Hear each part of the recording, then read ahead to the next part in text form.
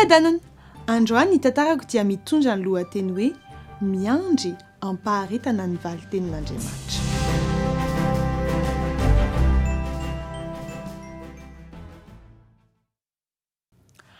Amin'izao andro tsika ankehitriny izao dia tsy maintsy atao aingana ny zavatra rehetra fa tsy ohatran'izany kosa ny amin'Andriamanitrantsika. Mampirisika antsika ny teniny ampitombo ny faharetana mba hiandrasana ny valiteniny satria ny azo foana ny tsara indrindra. Araka ity fijoroana vavolombelon'ny mpanompon'Andriamanitra iray ity. Nisy taona vitsivitsy izay dia nonina tao amin'ny pastera iray ao.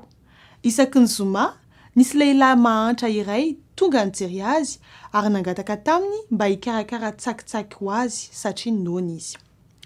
Ny iray tamin'ireo andro zoma ireo tonga nampaneny laklosy teo ambaravarana ilay lehilahy ary izao no nandray azy. Taorian'ny fangatahany, nandeha nitady andramatoa vadin'ny pastera ao mba hilaza taminy ny faniriany. Ramatoa sahirana mafy tamin'ny fikarakarana ny tokantrano dia nampiandry kely vao nanao ny tsakitsaky.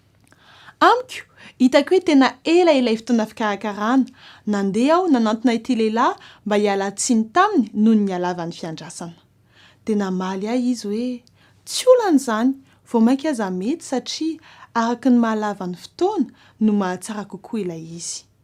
Nitolagaga aho tamin'ny valiteniny. Nahoana aho no mainka loatra foana? Ity lehilahy ity tsy niasa ary tsy tao anatin'ny fitambolombolon'ny fiainana.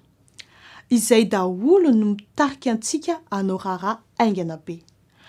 Aingana loatra dia tiantsika ny mandamina ny zavatra anatin'ny fotoana fohy. Mieritreritra fotsiny ny ampitsahatra ny zavatra mahasosotra avy hatrany. Kanefa aza dintsika fa Andriamanitra manenjika ny tena tanjona dia ny ampitombo antsika amin'ny alalan'ny zavatsarotra mba hanorina ato amintsika ny toetrany.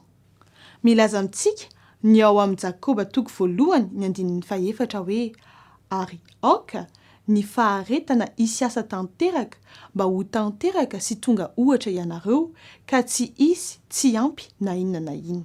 Aoka isika atsiaro rehefa miatrika ny olan'ny fiainana isika izay avelan'Andriamanitra iseho dia aoka isika hiandry sy hatoky azy.